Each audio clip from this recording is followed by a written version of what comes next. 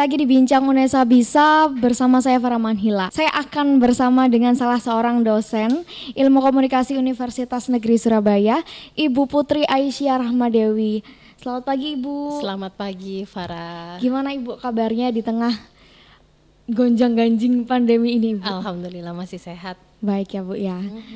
Tapi Bu, kalau kita membahas soal bagaimana keadaan saat ini, terkadang mungkin Ibu Putri sudah luar biasa ya, sudah merasa sehat karena memang bisa mengatur. Kalau misalnya banyak dari sivitas akademika, dari rekan-rekan UNESA ini merasa panik, merasa stres karena sering menerima informasi seputar COVID semua. Jadi buka line itu COVID, buka Twitter COVID gitu. Lama-lama kita tuh jadi panik sendiri, jadi bingung, jadi stres gitu. Apakah suatu hal yang wajar, Bu? Tentu wajar ya Mbak Farah kalau kondisi demikian ini membuat kita panik gitu. Karena pada dasarnya manusia ini kan orang yang suka keteraturan, kita mungkin suka sedikit ketidakteraturan, tapi ketika semuanya tidak teratur itu juga akan membuat kita menjadi tidak nyaman gitu. Apalagi kondisi-kondisi yang penuh ketidakpastian, kita tidak tahu apa yang akan terjadi nanti, apa yang kita hadapi, pasti itu akan membawa kita pada situasi yang tidak nyaman dan kemudian cenderung akhirnya menjadi stres gitu. Jadi kalau misalnya kita menerima informasi tentang COVID terus-menerus, maksudnya dalam artian kita buka portal media online, itu headline COVID semua berita tentang COVID. Ketika kita tuh jenuh, jadi kita tuh pengen mencari informasi yang lain. Sebenarnya yang salah ini kitanya atau emang medianya karena mereka tidak memberikan porsi yang pas. Menurut Ibu seperti apa? Oke, jadi begini, kalau saya boleh memulai dari awalnya dulu gitu ya, bahwa kita harus paham dulu nih sebenarnya informasi ini seperti apa. Kalau di dalam komunikasi ada istilah yang disebut dengan entropi informasi gitu. Entropi itu dimana kondisi yang penuh ketidakpastian dan prediktabilitasnya rendah, artinya kita tidak tahu kita tidak bisa memprediksi situasi atau kondisi sekitar kita gitu. Ketika dalam kondisi yang penuh ketidakpastian, maka disitulah kebutuhan akan informasi itu menjadi sangat tinggi. Bahkan kalau Mbak Farah masih ingat model komunikasinya Shannon Weaver, dia bilang bahwa informasi itu adalah ukuran ketidakpastian. Semakin tinggi ketidakpastian, maka akan semakin tinggi informasi yang dibutuhkan gitu. Nah, itulah kondisi kita sekarang. Kita tidak tahu, kita tidak bisa memprediksi, bahkan COVID-19 itu istilah yang sepertinya baru awal tahun ini kita dengar, tapi kita dipaksa dalam waktu yang demikian dekat, dalam waktu yang demikian singkat, dalam hitungan kurang dari 2 bulan harus paham betul tentang apa sih virus ini, apa akibat yang ditimbulkan, bagaimana penularannya, bagaimana pencegahannya dan segala macamnya. Nah, kemudian itulah yang membuat kita akhirnya merasa bahwa harus mencari informasi atau data sebanyak-banyaknya. Ya mulai dari akhirnya yang mungkin Mbak Farah sendiri jarang-jarang nonton TV gitu ya. Akhirnya sekarang itu merasa perlu untuk nonton berita. Di medsos biasanya cuman scrolling dari berita lain aja cukup gitu. Sekarang merasa perlu untuk lebih sering melihat portal online gitu. Itu kondisi kita sekarang. Nah, balik lagi ke pertanyaan tadi ya. Kalau kita jenuh menghadapi situasi, menghadapi informasi yang demikian, pasti kejenuhan itu ada, apalagi mulai bangun tidur sampai merem lagi gitu ya. Semua sepertinya kita buka medsos, hampir semua grup, hampir semua teman ngomongin tentang corona. Terus kemudian kita menyalakan televisi, beritanya masih seputar COVID. Kita lihat portal online, kemudian scrolling scrolling timeline juga isinya begitu semua. Pasti jenuh. Tapi kalau kita tidak memperhatikan, pasti saya yakin ada kegalauan. Jenuh tapi merasa kepo, tetap ingin tahu ya kan gitu.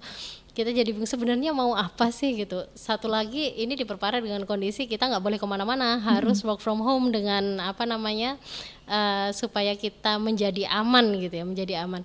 Akhirnya ya ngapain lagi, apalagi bagi kaum rebahan yang paling enak itu kan rebahan sambil ngelihatin main handphone. Semakinlah kita terpapar informasi tanpa yang dikhawatirkan itu kalau kemudian kita dikendalikan informasi, bukan kita yang mengendalikan informasi yang menerpa kita. Nah, kalau misalnya kemarin sempat yang dari Wuhan, dari Cina mengatakan kita bisa sembuh, kita bisa sehat, itu karena berita yang diberikan itu berita yang positif, berita-berita yang bagaimana kita harus bisa tetap sehat, kita bisa menjaga tubuh kita. Lah sedangkan di Indonesia ini Bu, banyak sekali berita kayak berapa orang, jumlah orang yang meninggal, jumlah orang yang terkena COVID ini. Maksudnya berita-beritanya itu semuanya tuh negatif semua. Jadi kalau misalnya kita kayak gini kita bakal mudah terkena virus. Apakah ini sebuah kesalahan atau memang kitanya aja yang tidak bisa menerima informasi itu dengan baik? Oke, kalau dibilang bahwa berita positif itu menyembuhkan, menurut saya juga kurang tepat. Bahwa berita positif itu akan membuat pikiran kita menjadi positif, dan pikiran yang positif itu akan meningkatkan sistem imun tubuh. Itu iya gitu. Tapi bahwa kemudian jadi ada lompatan kesimpulan juga kalau kemudian hanya berita positif semata, maka orang akan menjadi sembuh gitu ya, sembuh dari sakit yang diderita. Berita itu bukan obat gitu. Berita itu bukan obat. Tapi dengan mengkonsumsi hal-hal positif itu akan membuat pikiran kita tetap sehat, mengurangi kecemasan, dan pada akhirnya imun tubuh kita itu meningkat. Nah, di Wuhan ada berita-berita positif. Saya rasa di Indonesia pun juga berita itu kan tentang satu peristiwa ya gitu, satu peristiwa itu apakah dimaknai sebagai suatu hal yang positif atau peristiwa ini dimaknai sebagai sesuatu yang negatif, itu bergantung narasi yang dibangun. Nah problemnya itu kan akhirnya pada narasi ini tadi gitu. Narasi apa sih yang sedang diberikan oleh si pembuat informasi itu kepada kita gitu. Kadang peristiwanya biasa aja, tapi kemudian narasinya yang diolah menjadi demikian luar biasa. Bahkan seringkali disesatkan. Dalam artian, misal nih saya beri satu contoh ya, informasi yang diolah sedemikian rupa hingga sehingga menyesatkan pembacanya. Misal ketika ada spanduk yang viral dari spanduk tentang ajakan untuk tetap mengunjungi masjid, padahal Kapolri jelas melarang gitu ya, melarang untuk berkumpul di tempat-tempat publik termasuk di tempat ibadah untuk alasan kesehatan gitu. Nah, ternyata di daerah, saya lupa di Lubuk Sikaping kalau tidak salah, di daerah Sumatera gitu ya, ada salah satu kapolres yang kemudian membuat spanduk mengajak masyarakat untuk tetap jangan takut untuk pergi ke masjid. Kemudian itu menjadi viral, dan kemudian ada salah satu media online menyajikan berita tersebut dengan narasi yang ini loh gitu, perintah Kapolri, dan mengandung ini ya, ajakan untuk tidak membenci. Tapi saya rasa itu memperkeruh situasi gitu, bahwa ini loh ada yang tidak sinkron antara perintah Kapolri dengan yang terjadi di bawahan. Ini loh ada larangan apalagi kemudian isu-isu agama itu dibenturkan di dalam narasi tersebut. Padahal yang terjadi sebenarnya adalah betul ada spanduk tersebut, tapi spanduk itu dipasang pada saat himbauan Kapolri belum muncul. Dan ketika himbauan tersebut muncul, maka tidak lama setelah itu spanduk diturunkan. Dan itu terjadi berarti pada kurun sekitar pertengahan Maret. Nah, berita itu dibuat pada 9 April. Artinya peristiwanya sudah lewat, bahkan sudah tidak ada, tapi beritanya baru dimunculkan dengan narasi yang membuat siapapun pasti marah membacanya, seperti itu. Jadi memang berita ini, sebuah berita yang diberitakan dari sebuah media ini sangat mempengaruhi kita. Seberapa besar sih Bu pengaruh dari media terhadap media pemberitaan COVID terhadap tingkat stres kita, tingkat panik kita? Iya. ini saya ngomongnya agak teoritis dikit boleh ya gitu. Nggak apa-apa, Bu. Sedikit ada istilah yang namanya mean world syndrome atau sindrom dunia yang kejam kalau di dalam penelitian efek media, bahwa media isi dari media massa dalam kurun waktu tertentu, paparan media itu akan mampu mempengaruhi cara kita melihat realitas gitu. Dan kita bisa jadi akan terkena sindrom dunia yang kejam di mana seseorang itu akan melihat bahwa dunia yang ada di luar itu adalah dunia yang jahat, yang kejam, yang akan mampu mencelakai dirinya kapanpun. Orang yang terkena sindrom ini biasanya tidak akan mudah percaya pada orang asing.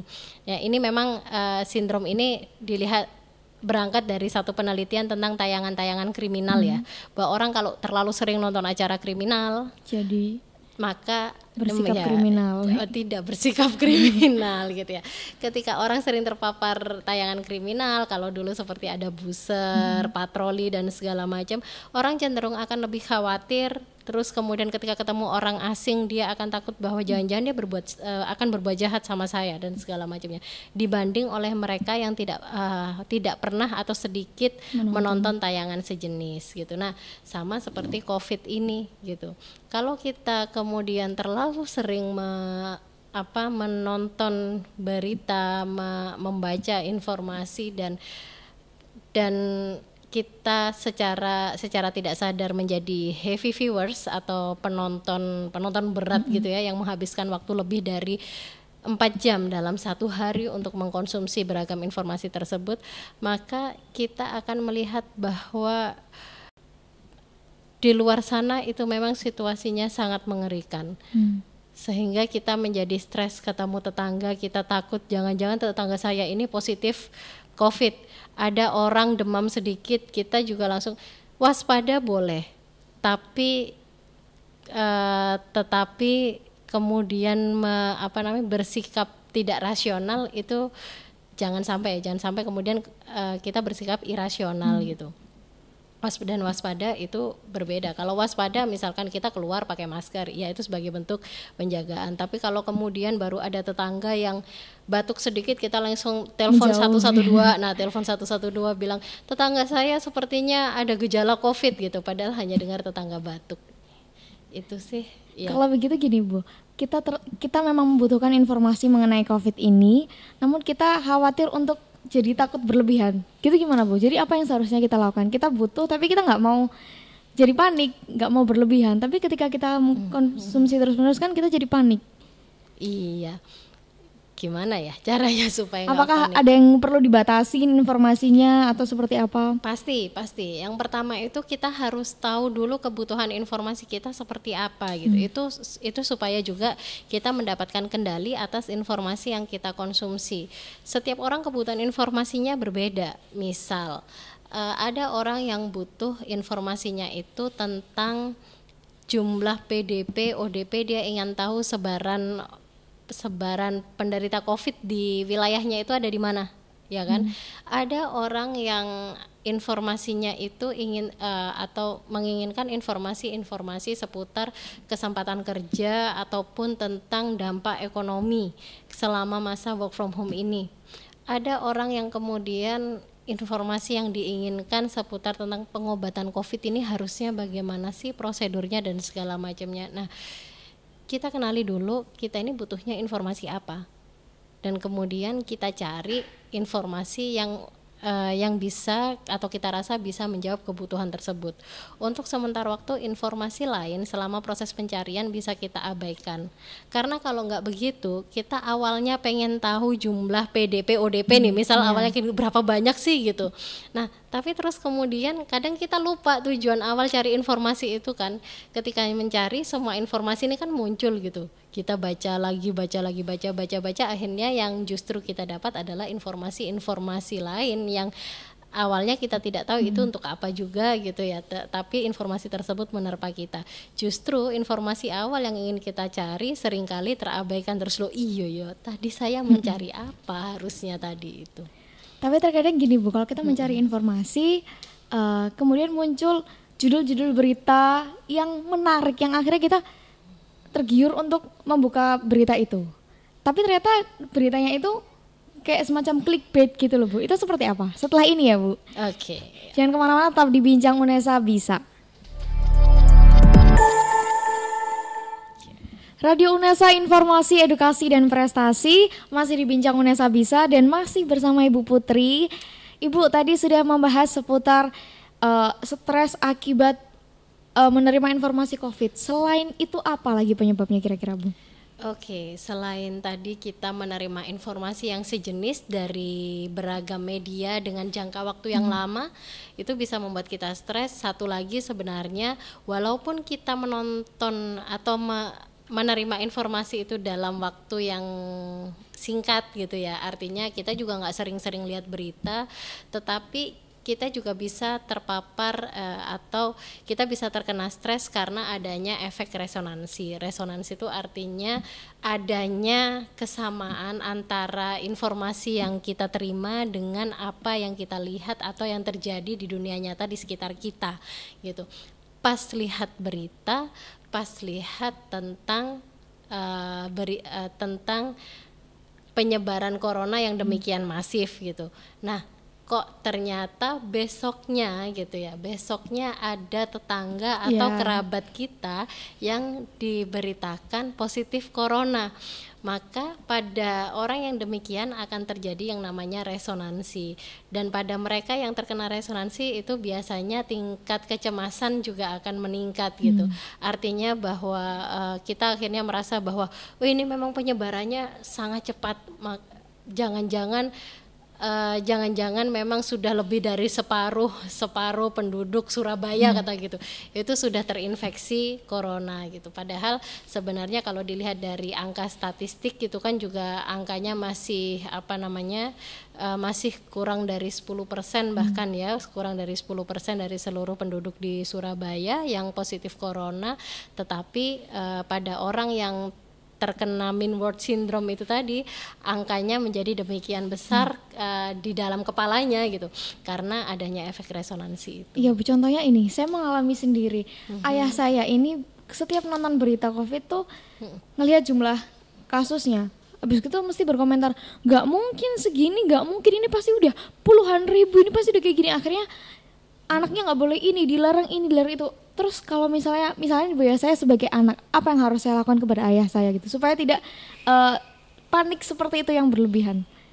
Iya, kalau sebagai anak memang paling pelik ya menghadapi orang tua yang cemas, orang tua yang panik, apalagi orang tua yang mudah sekali menelan semua informasi yang ada, bahkan informasi yang benar pun gitu ya, itu mereka persepsi dengan cara yang salah seperti itu, bahwa ketika melihat data real hanya dalam tanda kutip gitu ya, hanya sekian, ada penolakan ya dari ayah gitu, ada penolakan bahwa nggak mungkin segini, ini pasti lebih dari ini. Coba ayah ditanya apakah ada mungkin kolega ayah atau mungkin teman kerja ya yang terpapar COVID. Kalau memang iya gitu ya, sebagai anak kita bisa memaklumi, kita harus berempati pada kondisi beliau dan coba memahami kecemasan beliau sambil diberi pemahaman pelan-pelan tentang data, termasuk juga peta sebaran dan segala macamnya seperti itu. Termasuk juga kalau kita dapat informasi dari grup WhatsApp keluarga, ya kan, sering sekali ada informasi yang kita tahu itu hoax gitu ya, atau informasi sesat, informasi yang nggak terbukti kebenarannya. Cuman ada rasa tidak enak hati atau ewuh kalau bahasa Jawanya gitu ya, ewuh untuk menjelaskan, apalagi kalau yang menyampaikan adalah orang yang lebih usianya di atas kita ya gitu, maka kita takut dibilang tidak menghormati. Tapi sekali lagi mengingatkan itu memang butuh usaha dan butuh strategi.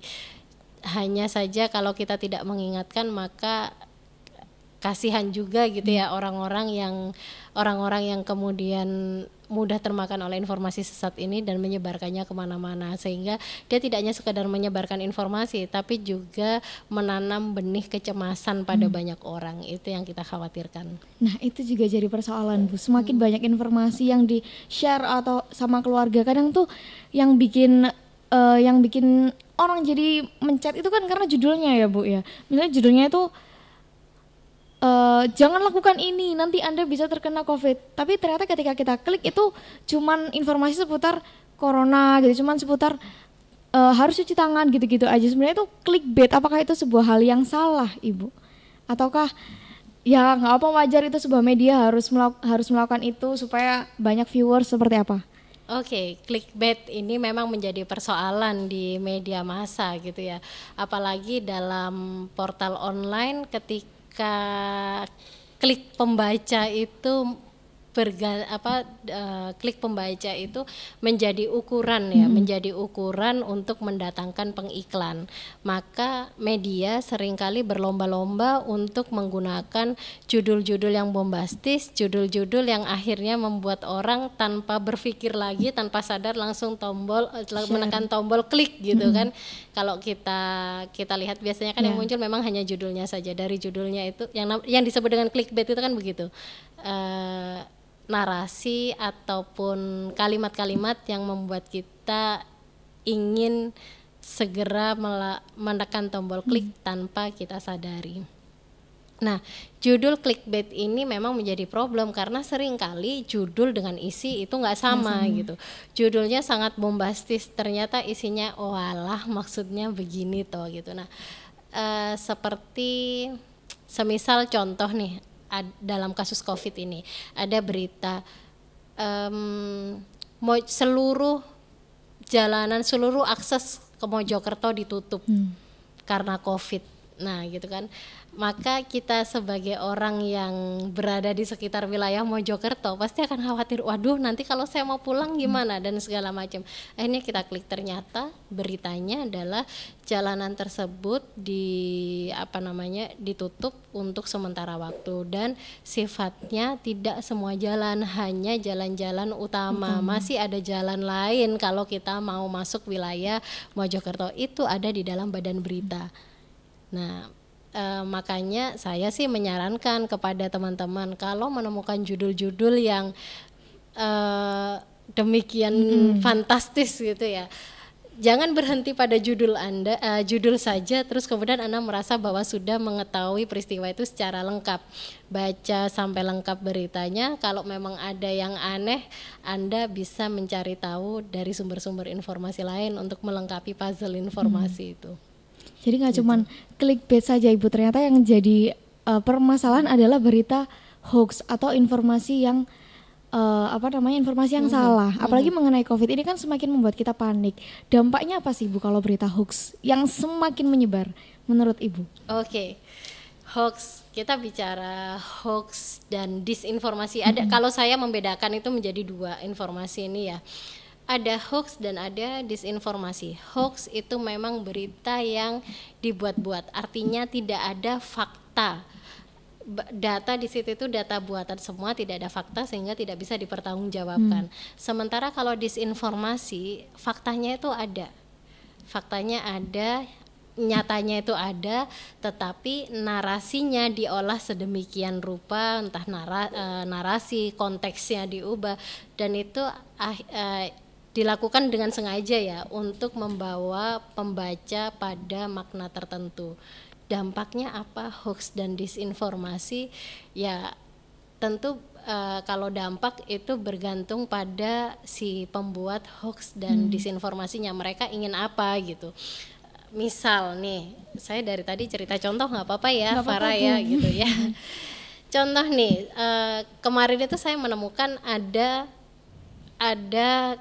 kebetulan saat ini UNESA bekerja sama dengan Kominfo untuk memverifikasi informasi-informasi yang beredar seputar COVID gitu. Nah, salah satu temuannya adalah ada sebuah pesan berantai ya yang viral tentang salah satu suplemen yang diklaim membawa kesembuhan bagi pasien COVID gitu. Dikatakan bahwa setelah minum suplemen ini sembuh gitu. Nah, kami katakan itu sebagai hoax karena sampai saat ini gitu ya, sampai saat ini masih belum ada obat ataupun vaksin yang dinyatakan secara resmi sebagai obat atau vaksin untuk COVID, dan juga suplemen tersebut tidak teruji baik secara medis maupun klinis untuk mengobati COVID, sehingga kita kategorikan itu hoax.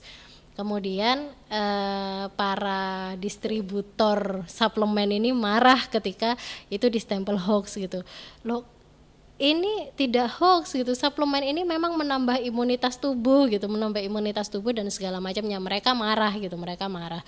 Dan saya rasa antara apa yang mereka sampaikan dengan yang kami sampaikan itu berbeda gitu.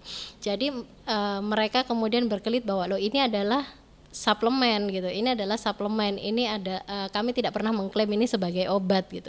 Tetapi jelas di narasinya adalah setelah si pasien minum obat dari dokter dan itu tidak membawa kesembuhan, pasien mencoba untuk meminum suplemen tersebut dan akhirnya sembuh gitu. Ya, mereka mau berkelit seperti apa silahkan, tapi itu menjadi menjadi disinformasi yang disebarkan ke masyarakat. Kalau tadi udah ada usaha dari pemerintah dan Kominfo dan UNESA yang bekerja sama, kalau misalnya dari diri sendiri Bu, cara mencegah penyebaran hoax sendiri itu seperti apa? Oke. Cara mencegah ya. Satu, sebagai mahasiswa saya yakin teman-teman sudah diajarkan untuk berpikir skeptis ya. Artinya tidak mudah menerima begitu saja setiap informasi yang ada. Selalu ketika menerima hal itu, masa sih, iya sih, begitukah? Nah, itu adalah sikap-sikap skeptis ya. Sikap skeptis itu terus kemudian diikuti dengan sikap kepo.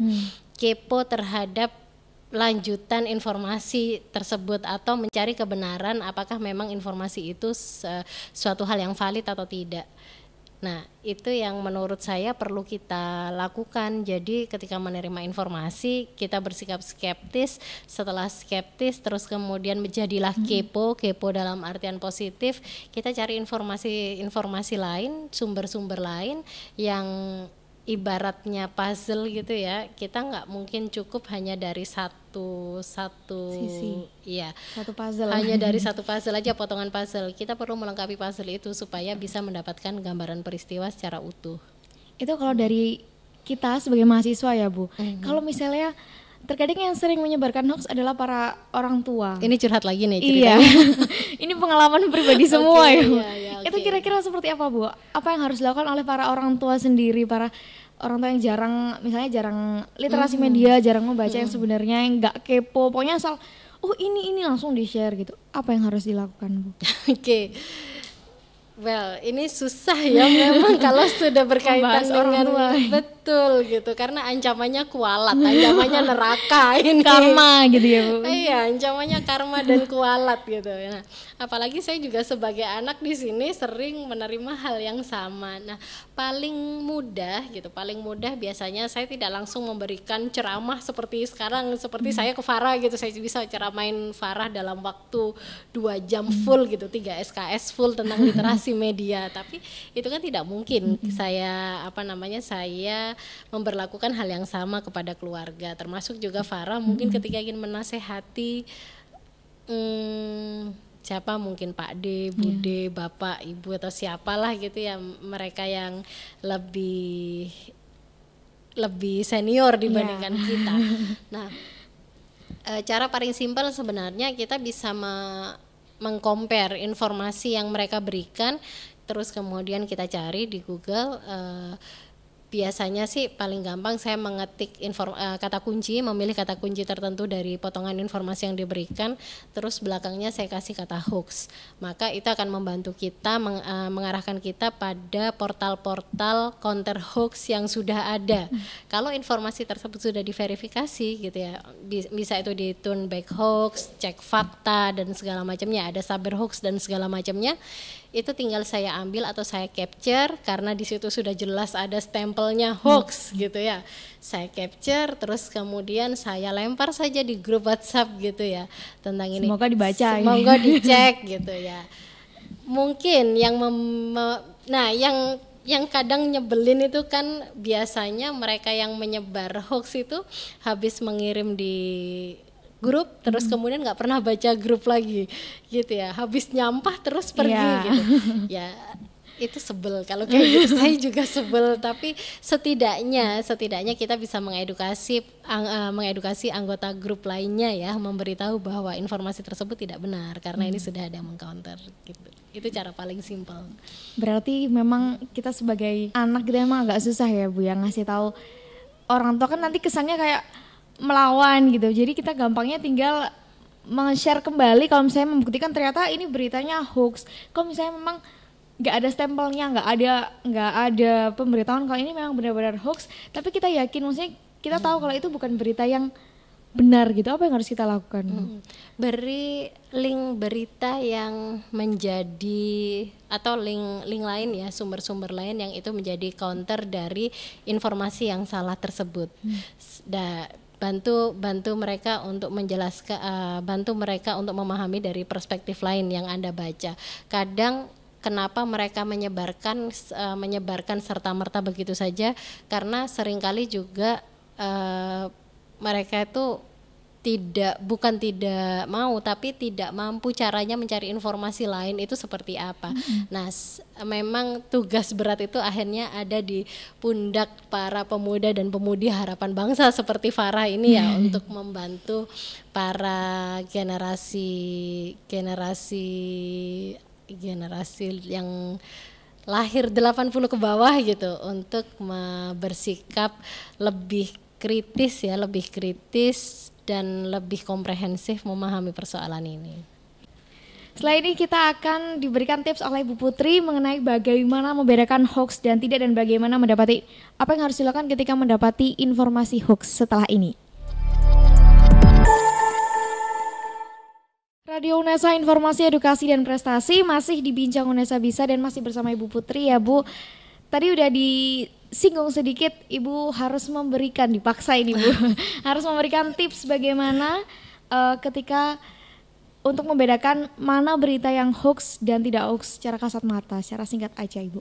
Oke, berita hoax dan tidak hoax. Ketika kita menerima sebuah informasi, maka yang beberapa cara yang paling simpel ya bisa kita lakukan. Misalkan yang pertama adalah melihat judul.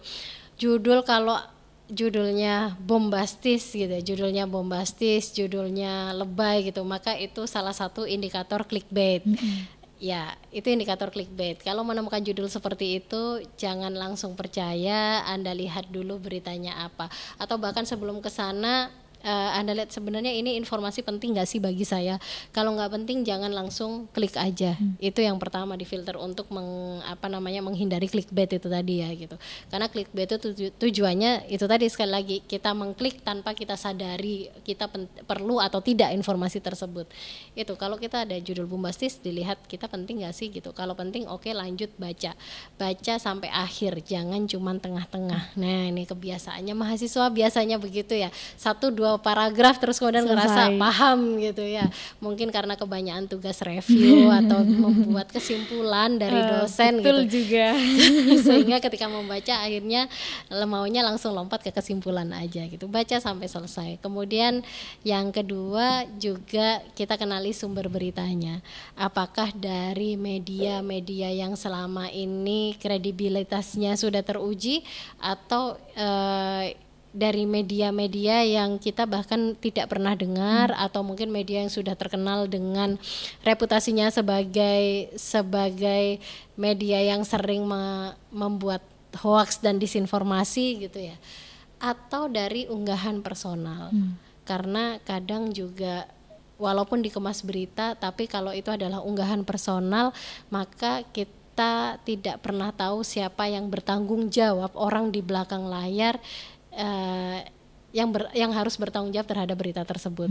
Itu ya, kenali judul, isi, sumbernya. Kalau masih tidak yakin, kita bisa meng-compare informasi yang kita kita ragukan tersebut dengan sumber-sumber lain. Sebenarnya sama seperti kalau Anda membuat satu tahapan penelitian gitu ya, kan begitu kita kejar snowball terus informasinya bagaimana sampai kemudian kita merasa mendapatkan ketetapan hati menerima informasi tersebut sebagai suatu hal yang benar atau enggak. Gitu. Terakhir Ibu, tanya tadi sudah terakhir. Ini terakhir, paling terakhir. Ya nggak, saya seneng kok ngobrol. Kalau misalnya ini Bu, unggahan personal tadi ya, terkadang orang tuh emang suka cari sensasi dengan memberikan informasi yang ternyata tuh hoax. Tapi ketika kita tahu hoax, kita harus ngapain sih Bu? Teman saya nih cari sensasi, dia memberikan informasi COVID itu bisa menular lewat pakaian gitu. Dan ternyata itu kita cari tahu ternyata hoax. Apa yang harus kita lakukan terhadap postingan teman saya ini Ibu? Satu ya, jangan disebar lagi pasti gitu ya. Sudah tahu, Anda tahu itu hoax terus kemudian masih disebarkan lagi. Nah itu berarti kita sudah berkontribusi ya, menurunkan, tidak menyebarkan, menurunkan imun tubuh masyarakat gitu ya. Sehingga kalau masyarakat akhirnya banyak akhirnya menjadi lemah dan banyak terpapar COVID, jangan-jangan Anda ini ikut bertanggung jawab gitu. Jangan disebarkan. Yang kedua, kalau memang bisa mengingatkan, ingatkanlah teman, ingatkanlah yang bersangkutan bahwa itu adalah informasi yang tidak benar. Kalau memang tidak bisa langsung kepada yang bersangkutan, setidaknya Anda memberikan tambahan informasi atau referensi lain, lempar saja di grup di mana dia menyebarkan hoax tersebut supaya para penghuni grup lain mendapatkan informasi yang lebih utuh gitu ya, lebih utuh dan informasi pembanding. Itu sih saran saya. Terima kasih Ibu Putri, sama-sama. Terima kasih banyak. Semoga memang bermanfaat untuk rekan-rekan UNESA dan semoga pandemi COVID-19 ini segera berakhir dan kita bisa beraktivitas seperti biasa. Terima kasih Ibu, semoga sehat selalu. Kamu juga semoga sehat selalu Farah. Amin. Baik rekan saya, ini tadi Bincang UNESA Bisa kita kali ini. Sampai jumpa di Bincang UNESA Bisa selanjutnya.